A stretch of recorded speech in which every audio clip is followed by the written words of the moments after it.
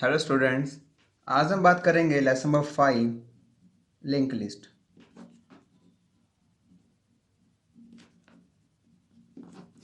Okay, link list किसे कहते हैं?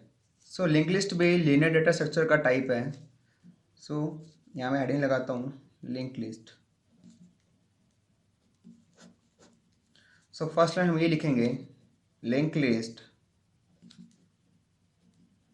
Is a linear data structure. Link list एक लीनियर डेटा स्ट्रक्चर है। ओके, इसमें भी क्या होता है कि यहाँ पे भी एलिमेंट्स की सीरीज होती हैं। यहाँ लिखूंगा which has series of elements. ठीक है, लिंक लिस्ट एक लीनियर डेटा स्ट्रक्चर है जिसके अंदर एलिमेंट्स की सीरीज होती है। ठीक है, लेकिन इसमें जो सीरीज होगी वो कुछ इस तरीके से होगी कि इसका जो एक एलिमेंट होगा वो नेक्स्ट एलिमेंट को पॉइंट कर रहा होगा। ठीक है, तो यहाँ मैं लिखता हूँ which has series of elements in such way that every element is pointing to its next element. Okay, in such way that every element is pointing to its next element. यानी जितने भी एलिमेंट्स होंगे हर एक element next element को point कर रहा होता है। ठीक है, सेकेंड बात करते हैं कि जो लिंक लिस्ट के अंदर जो एलिमेंट्स होते हैं उसे हम क्या बोलते हैं। तो यहाँ लिखता हूँ मैं, every element in link list is called node. Link list में जो भी एलिमेंट्स होंगे उनको एलिमेंट्स नहीं, उनको नोड बोलते हैं। ओके, ये होती है लिंक लिस्ट। लिंक लिस्ट एक लीनियर डेटा स्ट्रक्चर है जो एलिमेंट्स को सीरीज में लगाता है, लेकिन इस सीरीज में लगाएगा कि यहाँ पे जितने भी एलिमेंट्स होंगे वो नेक्स्ट एलिमेंट को पॉइंट कर रहे होंगे। सेकंड, लिंक लिस्ट में जितने भी एलिमेंट्स होते हैं उसे हम नोड बोलते हैं। ओके, अब बात करता हूँ कि लिंक लिस्ट को कैसे रिप्रेजेंट किया जाता है। ठीक है, लिंक लिस्ट बनाने के लिए सबसे पहले हमारे पास एक नोड होता है जिसका नेम होता है हेड। ओके, हेड के बाद क्या होगा कि हेड जो होगा वो एक एलिमेंट को पॉइंट कर रहा होता है, यानी कि नोड को। ये एक नोड है और एक नोड के टू पार्ट्स होते हैं। फर्स्ट में आता है डेटा, सेकंड में आता है पॉइंटर जो नेक्स्ट एलिमेंट के एड्रेस को होल्ड करता है। ओके, देन यहाँ पे एलिमेंट बनेगा, नोड बनेगा, यहाँ पे डेटा होगा, यहाँ फिर पॉइंटर होगा। ये ऐसी सीरीज के अंदर एलिमेंट्स को ऐड करता है और नेक्स्ट एलिमेंट को पॉइंट करता है। ठीक है, ये तब तक चलेगा जब तक लिस्ट नल ना हो जाए। ओके, हमने क्या देखा कि एक हेड होता है, वो एक एलिमेंट को पॉइंट करता है, वो एलिमेंट उसके नेक्स्ट एलिमेंट को पॉइंट कर रहा होता है। क्यों? क्योंकि यहाँ पे पॉइंटर का यूज़ किया हुआ है। ठीक है, ये पॉइंटर नेक्स्ट नोड को या फिर नेक्स्ट एलिमेंट को पॉइंट करता है। ये भी नोड है, ये भी नोड नेक्स्ट एलिमेंट को पॉइंट करेगा और ये तब तक करेगा जब तक लास्ट में लिस्ट नल ना हो जाए। ओके, नेक्स्ट हम बात करते हैं टाइप्स ऑफ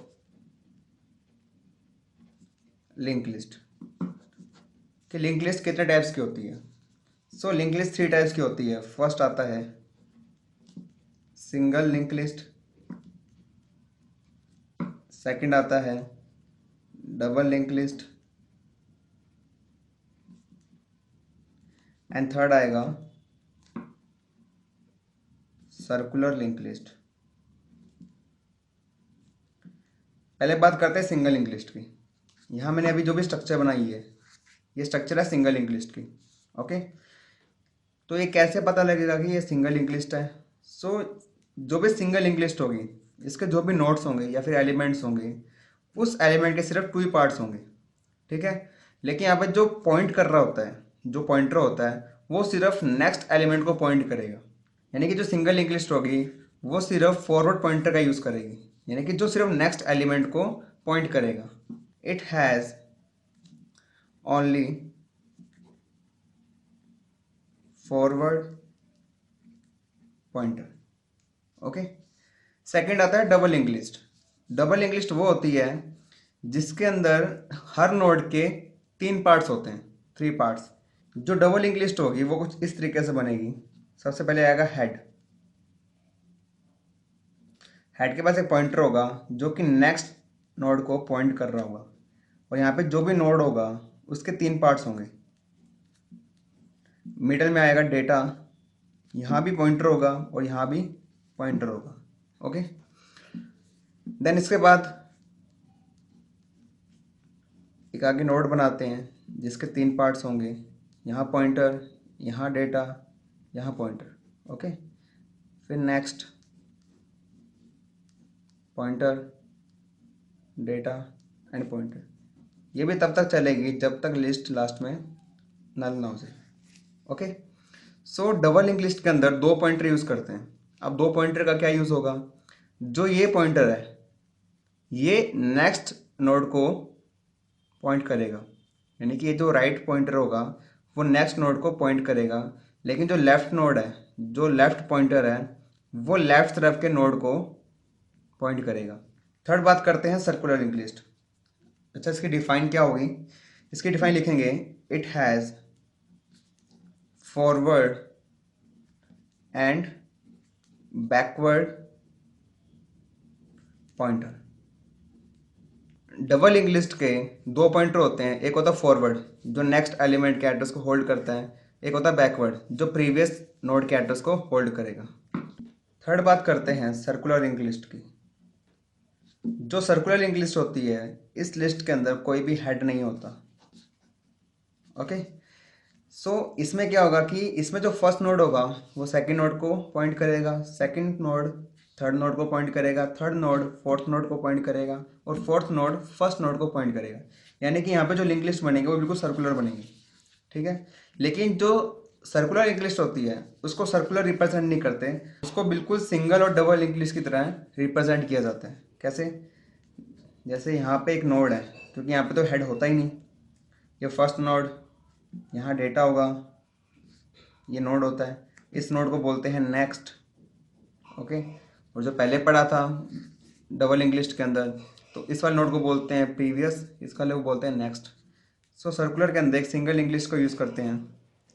यहाँ भी डेटा, यहाँ भी पॉइंटर, यहाँ भी डेटा, यहाँ भी पॉइंटर, यहाँ भी डेटा एंड यहाँ भी पॉइंटर। यहाँ पे आप एरो का यूज़ करोगे। ओके। सो यहाँ पे फर्स्ट नोड ने सेकंड नोड के एड्रेस को होल्ड किया है, सेकंड ने थर्ड एड्रेस को, थर्ड ने फोर्थ को, और जो फोर्थ नोड होगा वो होल्ड करेगा इस फर्स्ट नोड को। ओके। ये होती है सर्कुलर लिंक लिस्ट। फर्स्ट ने सेकंड को होल्ड किया, सेकंड ने थर्ड को, थर्ड ने फोर्थ को, और फोर्थ ने फर्स्ट को।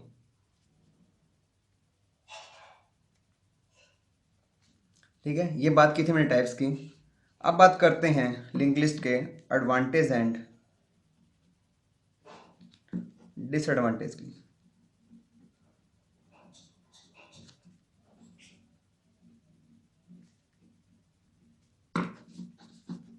पहले बात करता हूँ लिंक लिस्ट के एडवांटेज की। ठीक है। इसकी फर्स्ट एडवांटेज ये रहेगी कि जो लिंक लिस्ट है वो डायनामिक डेटा स्ट्रक्चर है, यानी कि लिंक लिस्ट का साइज फिक्स नहीं होता। तो फर्स्ट पॉइंट क्या आएगा? It is a dynamic data structure. ठीक है। जो एरे है, एरे को सबसे नंबर 1 पे यूज़ किया जाता था, लेकिन अब सेकंड यूज़ किया जाता है लिंक लिस्ट को। ठीक है। ये टॉपिक हम क्लियर करेंगे जब हम एरे और लिंक लिस्ट के डिफरेंस को समझेंगे। ओके। अभी आपको एक डिफरेंस इसमें बता दूंगा। सेकंड एडवांटेज ये है कि हम लिंक लिस्ट के साइज को रन टाइम पर कम भी कर सकते हैं और बढ़ा भी सकते हैं, यानी कि link list can be expanded and shrink during run time.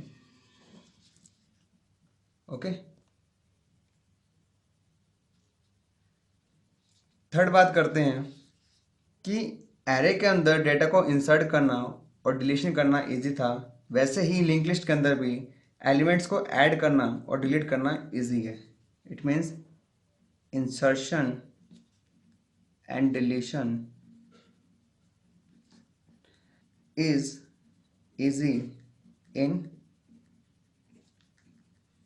Link list. Okay, fourth advantage ये रहेगी, लिंक लिस्ट के अंदर जितने भी एलिमेंट्स होंगे उनको असेस करना बहुत इजी है और उसको हम बहुत फास्टली उसको एक्सेस कर सकते हैं। यानी कि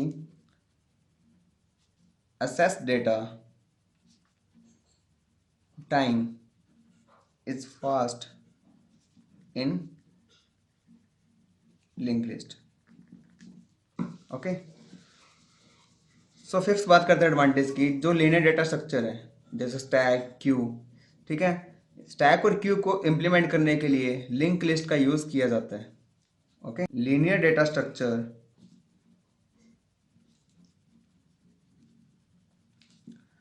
like stack queue can be easily implemented with the help of linked list। ठीक है, तो ये 5 एडवांटेज इनफ हो गई। अब बात करते हैं डिसएडवांटेज की। सो आपको डिसएडवांटेज 2 याद रखनी है। First, memory wastage. Link list में मेमोरी की बहुत वेस्टेज होती है। क्यों? क्योंकि यहाँ पे सिर्फ एलिमेंट को स्टोर नहीं किया जाता, यहाँ पे साथ साथ ही पॉइंटर को भी यूज़ किया जाता है। अगर यहाँ पॉइंटर को यूज़ करते हैं तो पॉइंटर भी कोई ना कोई स्पेस एलोकेट करेगा। ओके, लेकिन एरे में ऐसा नहीं होता। एरे सिर्फ एलिमेंट को होल्ड करता है, लेकिन लिंक लिस्ट एलिमेंट के साथ साथ एक पॉइंटर को भी होल्ड करेगा, यानी एक पॉइंटर को भी स्टोर करेगा। सो ये डिफरेंस था एरे और लिंक लिस्ट के बीच में। Second, searching is difficult.